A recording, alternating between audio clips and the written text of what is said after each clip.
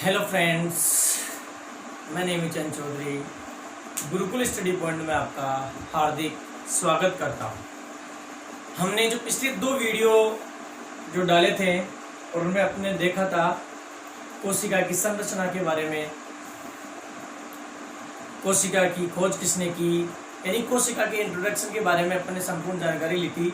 और उसके बाद मैंने बताया था कि अगला जो टॉपिक आएगा वो कौन सा था, कोशिका भित्ति। कोशिका भित्ति, सेल वॉल। आज जो हमारा टॉपिक रहेगा ये है सेल वॉल।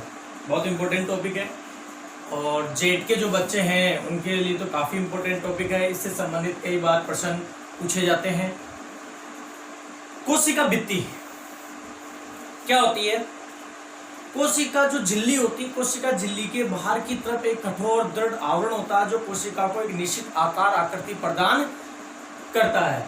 वो क्या होता है? कोशिका भित्ति। इसलिए इसको कोशिका की दीवार भी बोलते हैं। इसलिए इसको क्या बोलते हैं? कोशिका की दीवार भी बोलते हैं। ध्यान रखना, कोशिका भित्ति को कोशिका की दीवार भी बोलते हैं, जो कोशिका को निश्चित आकार व आकृति प्रदान करती है। कोशिका भित्ति अब देखो किसमें उपस्थित होती है, किसमें अनुपस्थित होती है? तो पादप जो कोशिका होती है, पादप कोशिका में ये उपस्थित होती है। लेकिन जंतु जो कोशिका होती है, जंतु कोशिका के अंदर ये अनुपस्थित होती है। ध्यान रखना, पादप कोशिका में उपस्थित होती है, जंतु कोशिका में अनुपस्थित होती है। और पादप कोशिका में सबसे जो बाहरी आवरण होता है, बाह्य आवरण होता है, उसके रूप में ये उपस्थित होती है। कौन? कोशिका भित्ति। कोशिका भित्ति की संरचना की अगर अपन बात करें तो इसकी संरचना में जो है 4 परत होती है। कौन कौन सी होती है? एक तो होती है मध्य पटलिका यानी मिडल लेमिला। दूसरी होती है प्राथमिक कोशिका भित्ति। फिर होती है द्वितीयक कोशिका भित्ति। फिर होती है तृतीय कोशिका भित्ति। ये 4 लेयर होती है। तो अपन सबसे पहले जो बात करते हैं वो किसकी बात करते हैं? मध्य पटलिका। मिडल लेमिला क्या होती है? देखो, सेल डिवीजन होता है, यानी एक जो कोशिका होती है विभाजित होती है। और कितनी कोशिकाओं में? 2 कोशिकाओं में। तो ये 2 आसन कोशिकाएं बनती है। तो मिडल लेमिला जो होती है वो कहाँ पाई जाती है? सेल डिवीजन होने के पश्चात जो 2 आसन कोशिकाएं बनती है, जैसे सेल डिवीजन हो गया और ये 2 क्या बन गई? आसन कोशिकाएं बन गई। इन 2 आसन कोशिकाओं के बीच में जो लेयर होती है, देखो, कोशिका विभाजित हुई और एक कोशिका से कितनी कोशिका? 2 कोशिका। 2 कोशिकाओं के बीच में दिख रही है आपको, ये 2 कोशिकाओं के बीच में जो परत होती है वो कौन सी होती है? वो होती है मिडल लेमिना।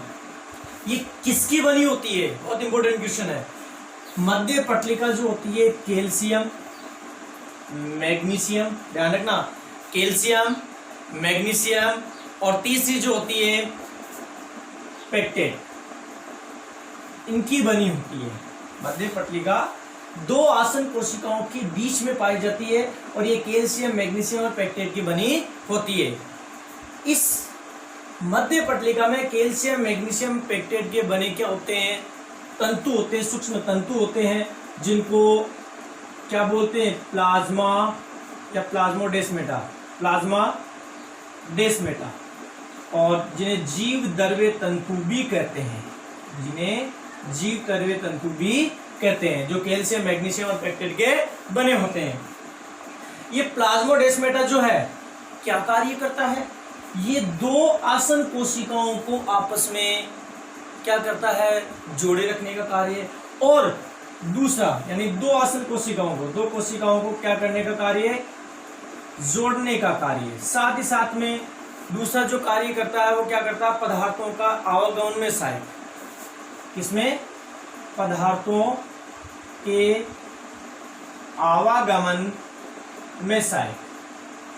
पदार्थों का जो दो कोशिकाओं के मध्य आवागमन होता है वो किसकी सहायता से? प्लाज्मोडेस्माटा की सहायता से। अब ध्यान रखना, प्लाज्मोडेस्माटा जो शब्द दिया है इसकी खोज की वो कौन था? स्ट्रासबर्गर। कौन था? स्ट्रासबर्गर। ये भी ध्यान, कोशिका भित्ति का भी ध्यान रखना। कोशिका भित्ति की जो खोज की करने वाला वैज्ञानिक था वो कौन था? Robert Hooke. पता है अपन ने शुरू में पढ़ा था कि सबसे पहले मृत कोशिका को किसने देखा था? रॉबर्ट हुक ने कॉर्क जो था उसके अंदर देखा था। तो वो जो कोशिका देखी गई थी वो कौन सी थी? मृत थी। और कोशिका भित्ति थी वो मृत थी। और सबसे पहले देखने वाले जो वैज्ञानिक था वो कौन था? Robert Hooke. तो कोशिका भित्ति की खोज करने वाला जो वैज्ञानिक था वो कौन था? Robert Hooke. अब अपन बात करते हैं प्राथमिक कोशिका भित्ति की। जो प्रथम लेयर होती है दो कोशिकाओं के बाद में, जो प्रथम जो लेयर होती है वो कौन सी होती है? प्राथमिक कोशिका भित्ति। ये पतली होती है, लचीली होती है। ये कैसी होती है? पतली होती है, लचीली होती है। और साथ ही साथ ये जो होती है किसकी बनी होती है? ध्यान रखना, ये सेलुलोज की, हेमीसेलुलोज, पेक्टिन और कार्बोहाइड्रेट की बनी होती है। ध्यान रखना, सेलुलोज, हेमीसेलुलोज, पेक्टिन और कार्बोहाइड्रेट की बनी होती है। और ये जो है ये कोशिका को जो है हम कहें कोशिका की वृद्धि और विस्तारण में, ये किसमें सहायक होती है? कोशिका की वृद्धि और विस्तारण में महत्वपूर्ण भूमिका निभाती है। कौन सी ध्यान रखना, कौन सी? प्राथमिक कोशिका भित्ति। अब जो बात आती है वो किसकी आती है? द्वितीय कोशिका भित्ति की बात होती है। अब प्राथमिक जो लेयर है, प्राथमिक कोशिका भित्ति जो है, इसके ऊपर सिलिका, कैल्शियम की, सुबेरिन की, लिग्निन जो है उनका क्या होता जाता है? जमा होता जाता है इस तरीके से। तो ये परत जो होती है और अधिक कठोर व मजबूत हो जाती है। कौन सी? द्वितीय भित्ति जो होती है, कोशिका भित्ति जो होती है, इसमें किस किस का जमा होता है?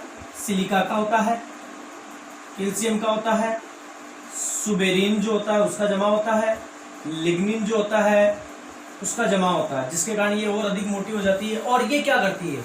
ये कोशिका को एक तो यांत्रिक बल बोल सकते हैं अपन, या यांत्रिक जो सुरक्षा होती है वो प्रदान करती है। साथ ही साथ कोशिका को दृढ़ता भी ये प्रदान करती है। कौन सी? द्वितीय कोशिका भित्ति।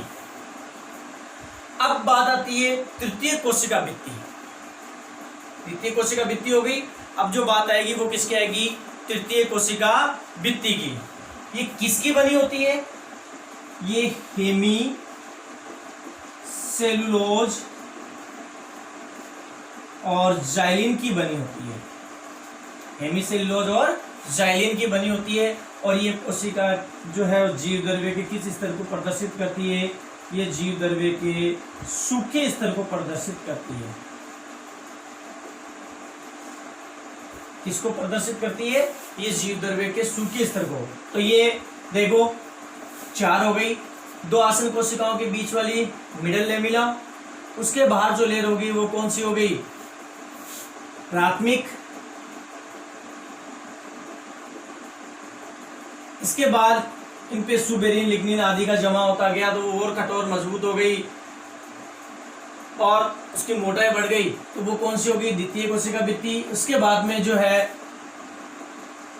जो अंतिम जो लेयर होती है वो कौन सी होती है? वो होती है तृतीय भित्ति, जो हेमीसेलुलोज और जाइलिन की बनी होती है, जो जीव द्रव्य के सूखे स्तर को प्रदर्शित करती है। तो ये कोशिका भित्ति का क्या हो गया? एक तरीके से स्ट्रक्चर हो गया। इस संरचना इसके अंदर क्या क्या पाया जाता है। अब अपन जो बात करेंगे वो करेंगे किसकी? कोशिका झिल्ली की। एक बार आप इसका स्क्रीनशॉट ले लो।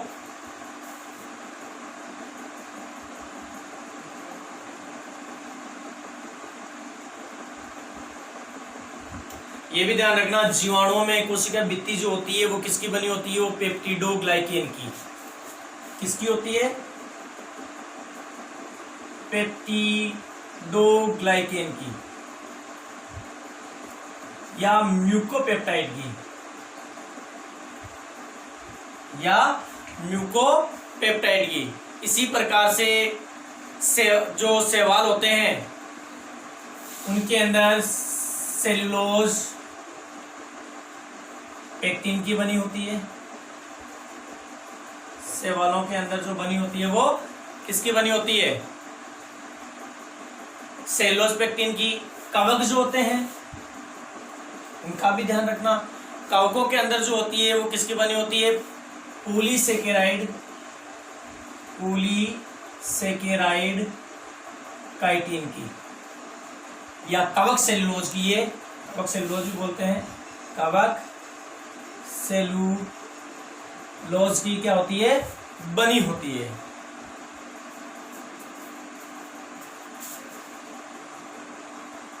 कोशिका के चारों तरफ एक पारगम्य चयनात्मक झिल्ली पाई जाती है, जिसको हम क्या कहते हैं? कोशिका झिल्ली कहते हैं।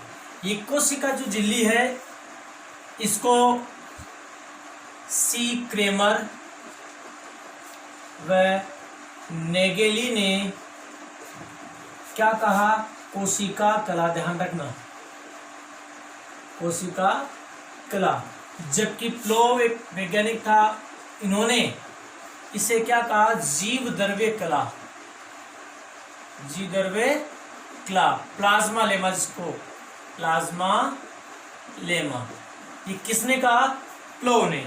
इसे सेल मेम्ब्रेन भी कहते हैं, इसे कोशिका कला भी कहते हैं, इसे जीव द्रव्य लेमा भी कहते हैं, या जीव द्रव्य कला भी कहते हैं, या प्लाज्मा लेमा भी कहते हैं। ये सभी जो नाम है वो किसके हैं? कोशिका झिल्ली के हैं। अब देखो किसकी बनी होती है? ये जो है प्रोटीन, लिपिड, ध्यान रखना। और कुछ बुक्स में देखो कार्बोहाइड्रेट, ये भी आपको मिल जाएगा। प्रोटीन लगभग इसमें होता है 58 से 59%, 40% क्या है लिपिड, और 1 से 2% क्या है कार्बोहाइड्रेट। लेकिन अधिकतर बुक्स में जो मिलेगी आपको प्रोटीन और लिपिड, जिसमें 60 और 40% ये इनको रेशा होता है। ये किसमें उपस्थित होती है? अब देखो, जंतु जो सेल्स होती है, जंतु कोशिका, इसमें क्या होती है? उपस्थित होती है और बाह्य कला के रूप में होती है। किसके रूप में? बाह्य लेयर के रूप में, बाह्य कला के रूप में होती है। दूसरा है पादप कोशिका। अब देखो बेटा, पादप कोशिका, अधिकतर बच्चे सोचते हैं कि पादप कोशिका में कोशिका झिल्ली नहीं पाई जाती क्योंकि उसमें तो कोशिका भित्ति पाई जाती है। नहीं, ऐसा नहीं है। कोशिका भित्ति जो होती है पादप कोशिकाओं में सबसे आउटर लेयर होती है, जबकि उस कोशिका भित्ति के अंदर की तरफ जो लेयर होती है वो कौन सी होती है? कोशिका झिल्ली की होती है। कोशिका झिल्ली को समझाने के लिए अलग अलग वैज्ञानिकों ने बहुत सारे मत दिए। उनमें से हम कुछ 3 इंपॉर्टेंट जो मत है, मॉडल है, उनके बारे में यहाँ अध्ययन करेंगे। पहला जो मत है, मॉडल है, वो इकाई कला मॉडल। दूसरा है सैंडविच मॉडल। तीसरा है वो है तरल मोज़ेक मॉडल, जिसे गुलाब जामुन मॉडल भी कहते हैं। ध्यान रखना, जिसे गुलाब जामुन मॉडल भी कहते हैं। तो 3 हो गए, इकाई कला मॉडल, सैंडविच मॉडल और तरल मोज़ेक मॉडल। देखो, इकाई कला मॉडल, ये एक वैज्ञानिक था रॉबर्टसन, इन्होंने दिया था 1958 में। क्या है इकाई कला मॉडल? बहुत सिंपल सी है, एक स्तरीय, यानी जो परत होती है वो कैसी होती है? एक स्तरीय होती है। और किसकी बनी होती है अधिकतर? प्रोटीन की। लेकिन कुछ कोशिकांग जैसे हरितलवक है, माइटोकॉन्ड्रिया है, केंद्रक है, इसमें द्विस्तरीय भी होती है, और द्विस्तरीय होगी तब ये किसकी होगी? प्रोटीन और लिपिड यानी वसा इसकी बनी होगी। लेकिन अधिकांश कोशिकांग में ये कैसी होती है? एक स्तरीय होती है। सैंडविच मॉडल ये जो होता है त्रिस्तरीय मॉडल होता है। कितनी स्तरीय होती है? त्रिस्तरीय, यानी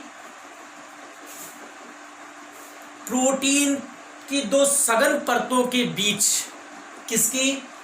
लिपिड की एक परत पाई जाती है, यानी ये प्रोटीन और ये प्रोटीन दोनों के बीच में किसकी परत?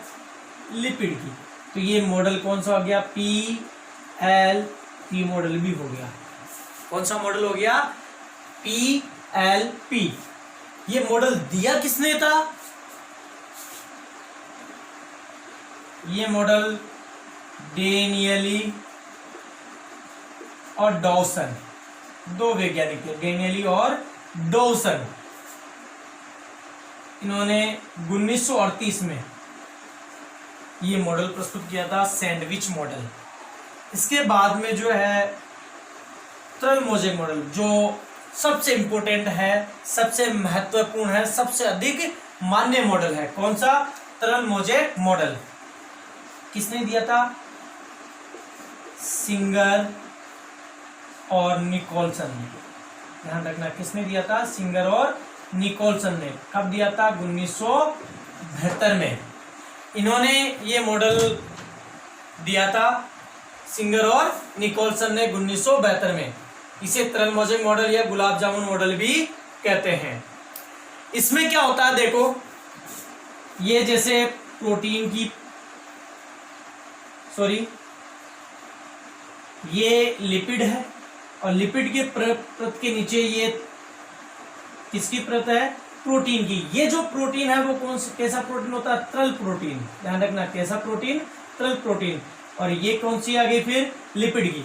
तो एक तरीके से ये क्या हो गया? LPL। लेकिन ध्यान रखना, इसमें क्या होता है कि ये जो तरल प्रोटीन है, इससे यहां से कुछ ऐसे रेसे निकले हुए होते हैं, और बाहर की तरफ जो प्रोटीन होगी, अब ये रेसे निकलेंगे इस प्रोटीन के, तो ये प्रोटीन, ये भी क्या होगी? बाहर की तरफ प्रोटीन होगी, और ये प्रोटीन होगी जो कौन सी होगी?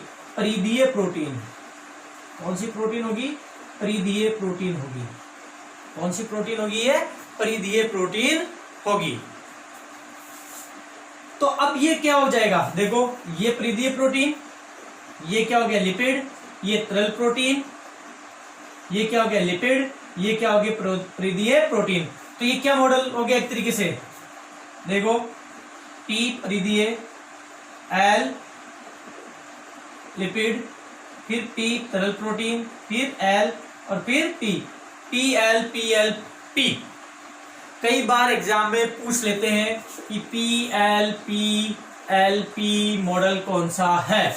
तो देखो, इकाई कला तो हो ही नहीं सकता, उसको तो भूल ही जाओ। दूसरा सैंडविच मॉडल त्रिस्तरीय होता, तो देखो प्रोटीन सही है,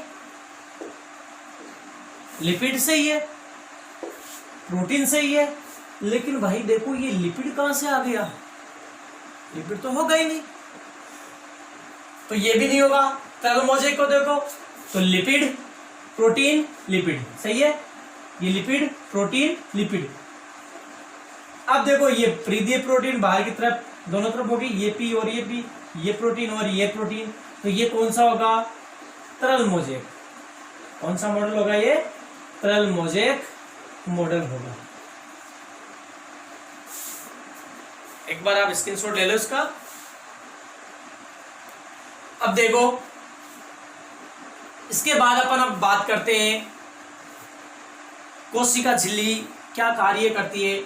एक तो कोशिका झिल्ली जो होती है, कोशिका का जो ढांचा होता है उसको बनाए रखने में महत्वपूर्ण भूमिका निभाती है।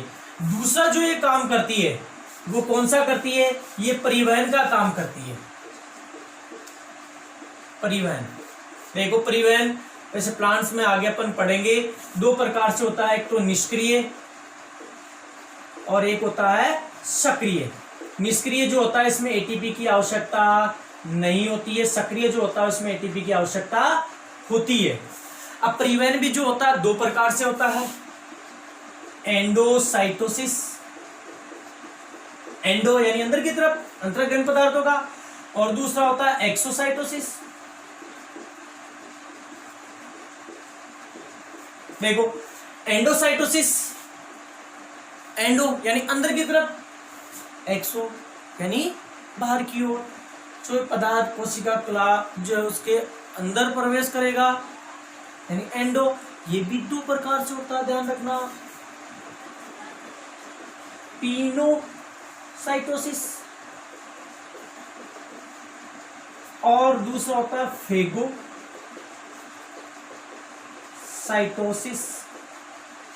पिनो, पिनो, पीलो क्या, वाटर पीलो।